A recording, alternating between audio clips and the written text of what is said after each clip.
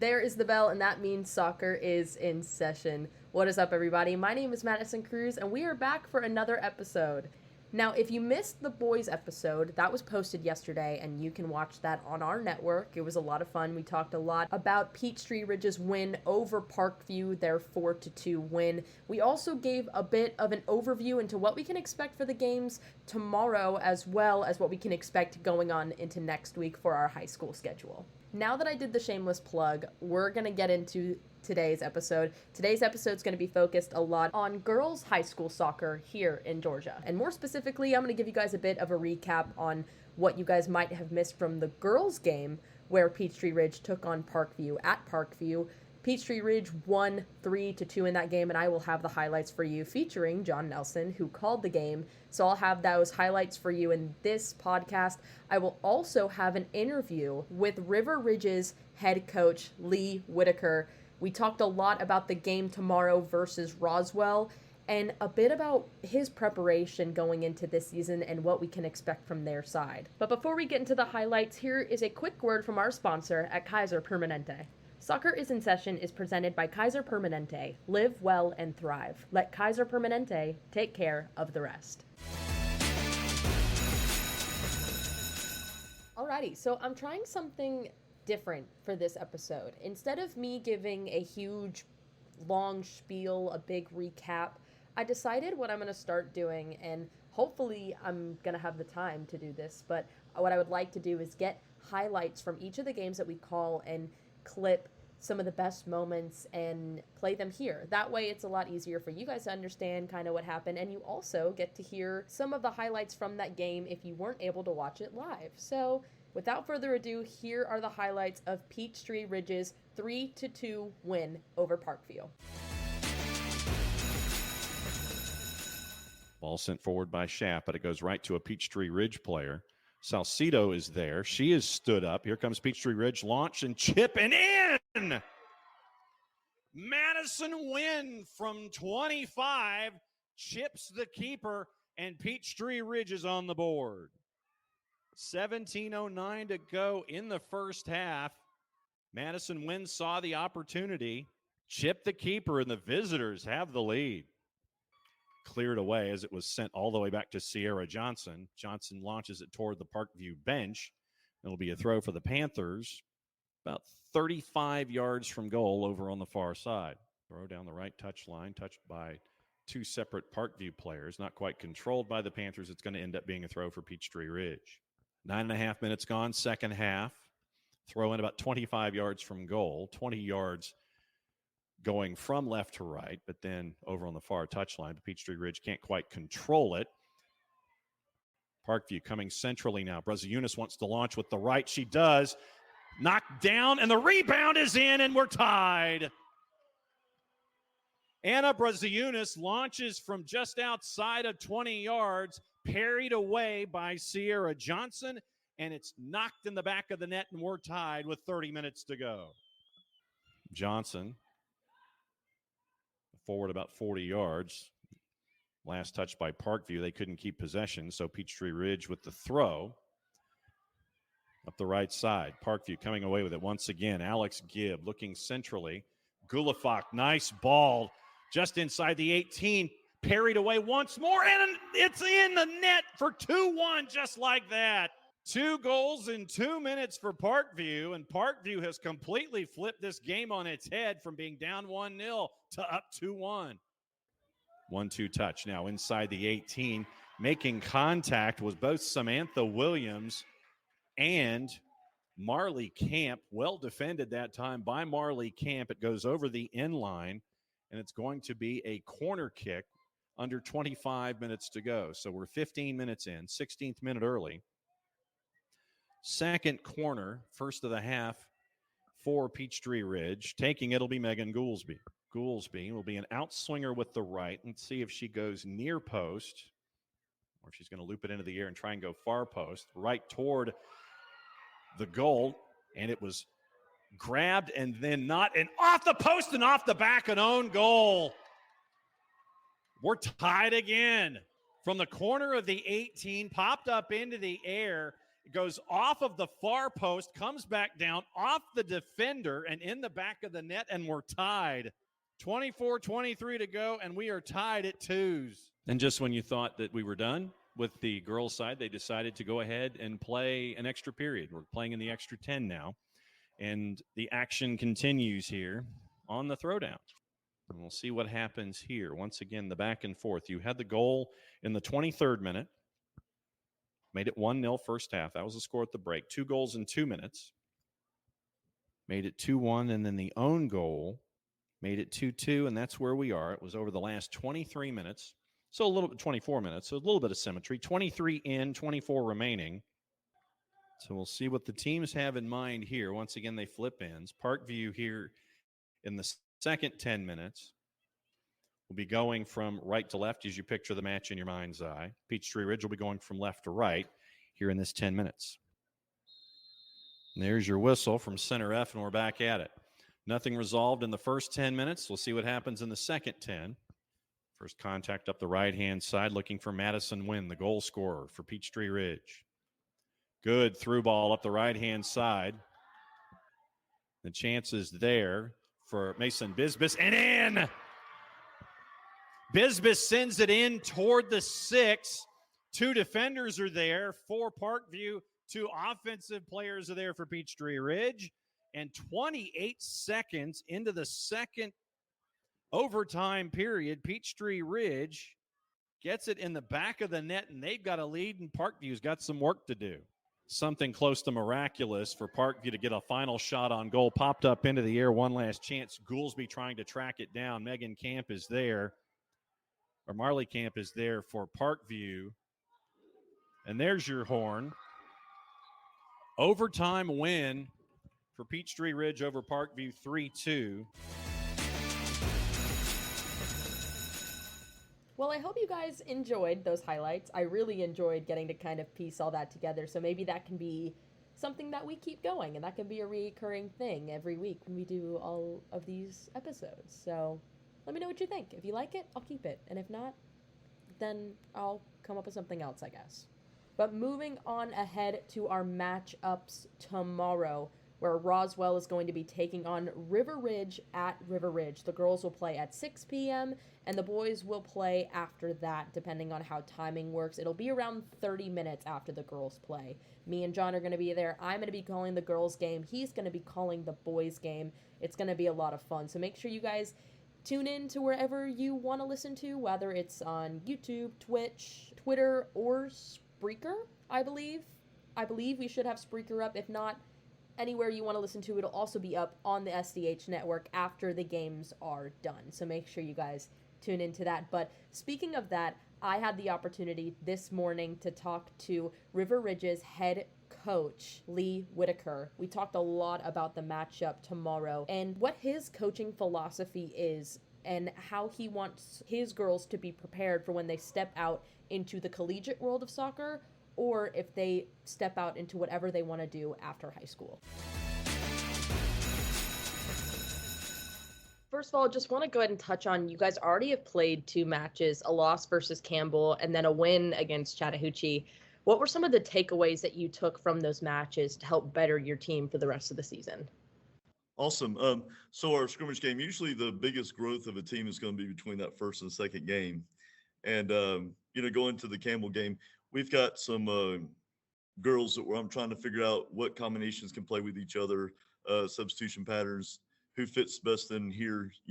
There's just some things that, you're going through practices and you're preparing and you're getting ready for those matches.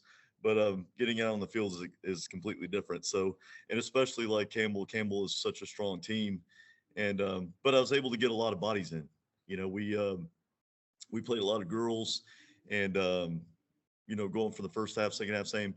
But going into the Chattahoochee game, we kind of got a better feel, I think, about combinations and patterns and things that I think are going to work well for us this season. So, and that kind of leads into my next question. Leading into the 2024 season, what has the preparation been like for you as well as for the team leading up to this season? I think what I have, the majority, the core of the program is my junior class, and I've got a very large one. And so they're, this is 3 years in now with them, and then now they're the older girls, and we've had senior classes that have graduated. They're kind of taken over. They've done things very well when they were young and playing on maybe the JV team, or fighting for scrapping for playing time with their freshmen and sophomores. But now that junior class is the older girls now, and I'm seeing some of that leadership emerge out of them, and their preparation has been really, really strong. The practices have been good. It's very, very competitive because everybody's fighting for playing time. I've got some strong freshmen and sophomores that have come and infused the program with talent, and it's kind of pushing them a little bit. So, that's really what you kind of need for a healthy program. You got to have players that are pushing each other. So Absolutely. And I mean, leading into it, I mean, you talked about that leadership between all of your girls. How do you support the players who want to aspire to play at the collegiate level, as well as players who are just playing through high school and what they want to do going forward? I've got some players who are going into the season who have already committed. And then I've got some players who are on the fence a little bit. So what I do is I make them take an inventory about what they want to do. Do they want to go off into a school and play, or I have one that's thinking about walking on at UGA. I'll take an inventory of them and say, what are you looking for? What do you want to major in? Do you want to go to a big school, small school? What do you want to do? And then I'll make the rounds myself. A lot of the girls that I have, they'll commit, but they'll commit through their club and their club seasons and things like that. But I still have girls that are undecided. So I'll make the rounds, and I'll make the phone calls and the emails reaching out to college coaches and saying, look, I've got a girl over here that I think that can help you. And that's worked out, in the past. And I get, contacted many times during the week, from coaches saying, Coach, who do you have this undecided that can help me, and I try to make a match, try to make a fit for there. So, but whatever dreams and desires and goals that they have, I want to help make opportunity possible for them. So the best way that I can. Absolutely. Especially, I mean, just with the growth of soccer in Georgia. I mean, especially on the girls' side, it's kind of grown in the last couple of years. So it's pretty great to see that development here in Georgia. Yeah, absolutely. It's good to see the growth. The numbers in the stands kind of support that. And then I'd like to, in fact, over the years we've been successful. We've been in the state playoffs and playing those games. But making the rounds around the state, and just seeing about all the different, even the styles around the state. Some of the girls don't get exposed to that kind of thing. So I think one year we were in the playoffs. We went to Dalton, then we went to Augusta, then we went to Savannah, and so they were we call ourselves the Road Warriors. But just going around the state and seeing that, and then making those connections with coaches. I never dreamed that I would make connection with Richmond Hill, down in South Georgia, or Evans out in Augusta. Those teams, it's kind of cool to have that networking stuff with other teams and other coaches. Absolutely. And I wanted to ask a bit more about you. So what would you say is your coaching philosophy when it comes to developing players both on and off the field?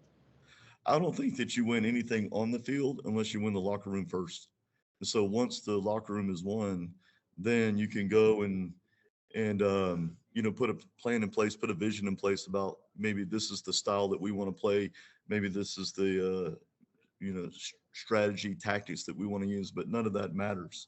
What matters first is that locker room has got to be won, and you have to have players that have buy-in. But it all starts with, man, there's got to be a solid and a communicated vision and goals for the whole team. So that's first and foremost. You got to win the off-field stuff before you win the on-field stuff. What type of style of play do you emphasize with your girls, and kind of how have they been able to kind of adjust to what you want on the field? It's so funny that you say that, because I have a philosophy that I've had for years, and it's an attacking style. We'll play four in the back. We're a 4-3-3 team, and I don't think that's anything that's different or special from a lot of teams that you see in our area. We play the same kind of shapes and the same kind of formations a lot of teams play. But this year I have 25,000 midfielders, and I was looking about making a change, and started working in the preseason a little bit about maybe playing three in the back, and adding some more midfielders onto the field, And but going through the season, the girls were getting so frustrated. And I was getting so frustrated. I'm like, if I'm getting frustrated myself, then I know I'm stressing them out, right? And so we've been successful as a group for the past 4 years doing what we do. And so I've tried to focus more about what we do versus about what other people do. So to me, that's got to come first. And so we've gone back and I've gone back to my philosophy and stuff, and I just I'm scared to death if I'm not defending the whole width of the field. So that's why I went back to four, and they know it, they're comfortable in it, and I think that that's something I hope that kind of came out and shown a little bit, in that Chattahoochee match. So That's amazing. And you mentioned it a couple times, but you have like such a huge roster this season. How have you been able to balance getting girls into play and kind of adjusting with who you have on your bench and also who you are going to play on the field? that is one of the hardest things in the world for a coach to do is that, it's getting girls to understand what the roles are and getting them to buy into the roles. And that's to me is the difference between a successful team and a not successful team is when you have the resentment, the attitudes, the selfishness, the entitlement of a team just murders the team. So I think that having players that understand what their job is and what their role is, you may not be starting this game, but that doesn't mean that you are not important to the group or important to the team. You have a job to do. I'm always going around the hallways and in my classroom saying, "Hey, look, I got the libero off the volleyball team. She's going to wind up. She's a sophomore, but she'll be a D1 volleyball player." But I got to you seeing her play volleyball, and I said, "Hey, look, I got a job for you. Even though you've never played before, I've got a job for you. Can you do this, this, and this? Yes, okay, let's go." And so now she's out here trying to be a goalkeeper. So um, I I kind of see what their skills are and what they can add into the group and to the team and try and hope and pray that they will accept their role as a group. It's tough when, I've got a varsity roster that's very large. I've got some girls that I'll swing and let them play down on the JV, get some minutes down there. But at the same time, last year we were very, very thin. And this year we're a lot deeper. So I can give girls more of a spell and more of a rest this season than I was last year. Last year was a little scary. This year this year's a whole lot better. I've got some freshmen and sophomores who have really improved their game, and it's really, really going to help us, I think, this season. So, Absolutely. And coach, so I just have one more question for you. sure. So leading into the game this Friday against Roswell, what has been the message to the team leading up to your first regular season match? The going first of all, we loved having this opportunity to have the defending state champions in our house. Just those chances don't come around all the time. We love that. I want my girls to play the best teams in the state. Um, and so I want them to play the best. When we play Roswell, we'll play Roswell tonight, and then next week we got like BT, and then we'll turn around and play St. Pius. It's like one after another in our non-region stretch. And I tell them all the time, I'm like, look, girls, I could schedule teams um, one way, that I see other teams do, but I don't know how much that's going to push us. I want us to constantly be pushed and constantly be hungry. I'm not even thinking about, I'll be honest with you. I don't look back 2 or 3 years ago and say, what was my record 2 or 3 years ago? What was my record 2 or 3 years ago? I want us to be ready for the region push. I want us to be ready for the region stretch. And I want us to be ready because I call that the second season. And so I want us to be ready for the second season. And then I want us to be ready for the third season, by making the state playoffs. So that's our push. But I'll be honest, the girls in our leadership in the program, they've been saying in practice, since we started that, coach, our goal is to win a region championship. And that's my goal. That should be our goal. You win a region championship, everything will take care of itself. And so we want to do that. So I've got 3 seasons. I've got the non-region, the region, and the playoffs. And so I'm go season to season to season. And so if I can grow them in the non-region stretch, by the time we get to the region, it happened 2 years ago where I had our girls, we were playing the same, just tough schedule, right? I mean, we played Campbell in our scrimmage game, and they were in the Final Four last year. We played Roswell, they're state champions. Chattahoochee, tough match for us all the time. So there's players that my players will match up with on the field. And so by the time we get to the region, they'll come up to me and say, Coach, I've already seen this type of player. Coach, I've already seen this type of strength. Coach, I'm used to this. Even though that, I may have or may not have been successful before, I may have gotten beat. This time they understand that. So now we go into the playoff run and we play those hard teams because everybody in the playoffs is good. So you get into the playoff run and you're, Coach, we've seen this. Coach, we've seen this type of team. Coach, we've seen this type of player. We feel like we're ready. So that's my goal. I could care less about record. I could care less about this. I want my girls to be a team that is going around in the playoffs and making pushes in the playoffs, making runs in the playoffs. That's what matters to me. Once again, I want to give a huge thank you to Coach Whitaker for taking the time to talk to me today. I really appreciate it. It was great getting to get a little bit more insight on River Ridge and what we can expect from the girls tomorrow when they play Roswell. Which, speaking of that, just as another reminder, tomorrow Roswell will face River Ridge at River Ridge. The girls will play at 6 and the boys will play after that. Me and John are going to be there. I'm going to be calling the girls' game. John's going to be calling the boys' game. It's going to be a lot of fun. So make sure you guys tune in and listen to that tomorrow. And before I close it out, another word from our sponsor at Kaiser Permanente. Soccer is in Session is presented by Kaiser Permanente. Live well and thrive. Let Kaiser Permanente take care of the rest. Thank you guys so much again for watching this episode, and make sure you guys come back next week for another pair of episodes, and be sure you subscribe to Soccer Down Here wherever you get your podcast. You can catch it there. You can also listen for free on the Soccer Down Here app. You can download that in your app store, and you can check it out on the soccerdownhere.net. Thank you so much for hanging out with me. I'll see you guys next week.